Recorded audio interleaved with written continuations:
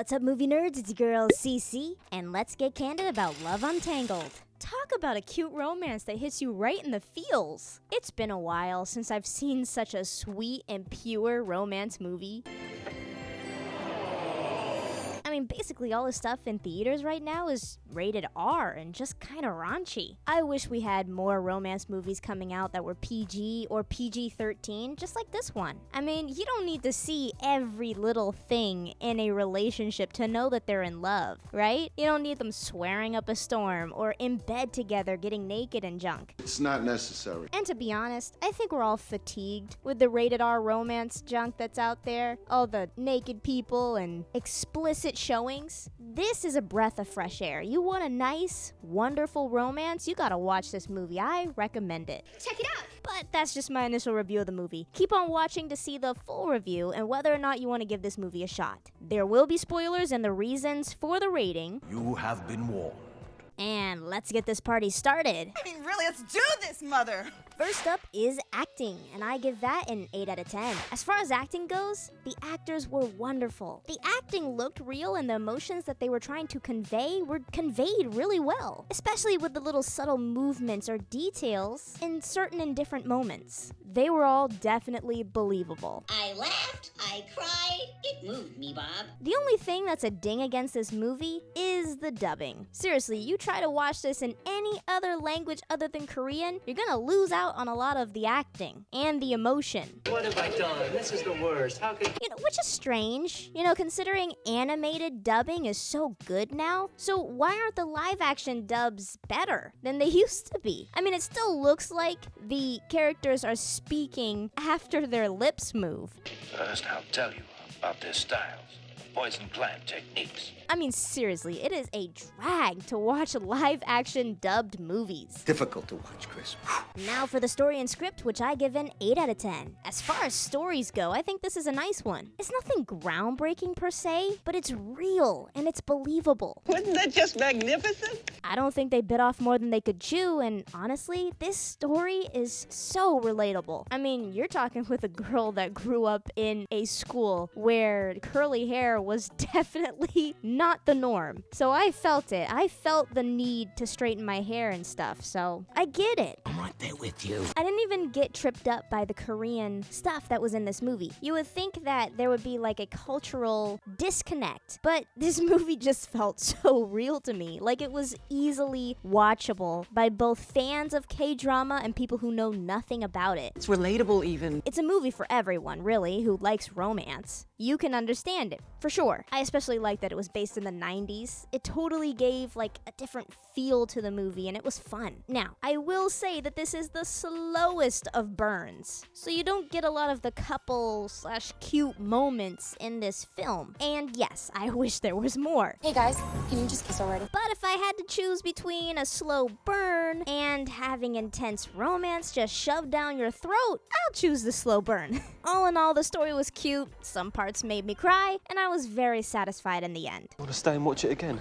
Now for the details, which I give an 8 out of 10. Even though I was born in the 90s, I can't say I'm too well versed in the common decor of that time, especially in Korea. But I could also tell that this was definitely not in the 2020s or the 2010s. I mean, they had disposable cameras, they were using flip phones, landlines, pagers. Wow, that's impressive. Also, every locale seemed genuine, like it was lived in, just made exactly for that moment. So kudos on that. To put it simply, it was idyllic, and I like that. I think you want that feeling in romance movies. Oh, that was beautiful. Also, all the props and the subtle callbacks were chef's kiss as well, aka the origami and the diary pictures. The attention to detail is excellent. Now we're getting into the nitty-gritty of the full review. So here's your spoiler warning right now. Spoiler alert. And let's get into the reasons for the rating. So this movie is a PG rom-com. And I believe this fits rather nicely, which is why I have reason to believe that one sentence was translated wrong for the subtitles, and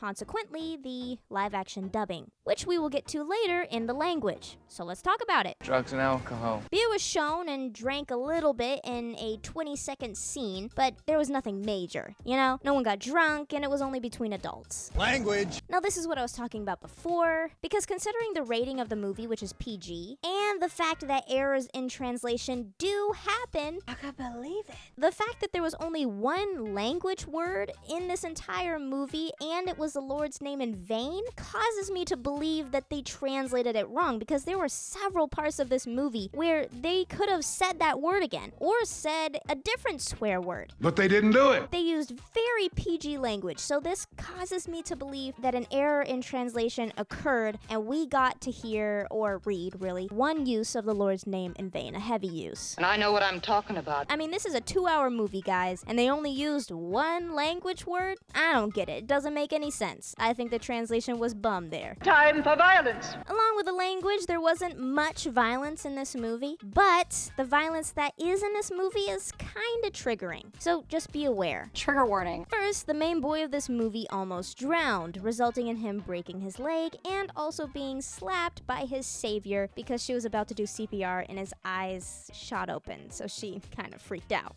Did you just slap me? Later in the movie, it is stated that he was only on the rocks by the ocean because he was contemplating committing suicide. And then, because it was windy and, you know, he was on the rocks, he slipped and accidentally fell in. That was a close call, huh? Next, the main girl gets hit in the face with a dodgeball, resulting in a black eye. And then lastly, towards the end of the movie, the main boy's mother gets seriously injured by his abusive father, resulting in a hospital trip and them having to flee to America. We have to leave now. Overall, I give this movie an 8 out of 10. Man, what a good movie. I wholeheartedly recommend it. It's a sweet, slow burn romance that feels real, grounded, and super wholesome, which is such a rare occurrence these days. You got that right. The acting is on point, the emotions hit hard, and the 90s setting is full of little details that just make this world feel alive. My only suggestion, just skip the dub and stick with the subtitles, guys. It's not worth it. You will miss a lot of emotion and a lot of the acting if you watch this really subpar English dubbing. Anyway, I loved this movie. It's not trying to be over the top or even compete with anything. It's just a heartfelt story that will leave you smiling and maybe crying a little in the end. Wrap that up and give it to a child on Christmas, because we're done. Hey, I hope you enjoyed the review. Make sure to comment down below your thoughts and what you want to see me review next. Don't forget to like and subscribe and click the little notification bell so you never miss a review just like this. Also, if you click right here, you can watch the review of the worst alien movie I have ever seen in my life. And quite possibly the worst movie I've ever seen in my life. Possibly. Anyway, thank you so much for watching, and just remember, right here at Candid Cinema, it's okay to talk, it's okay to text, and I'll CC you later. Bye!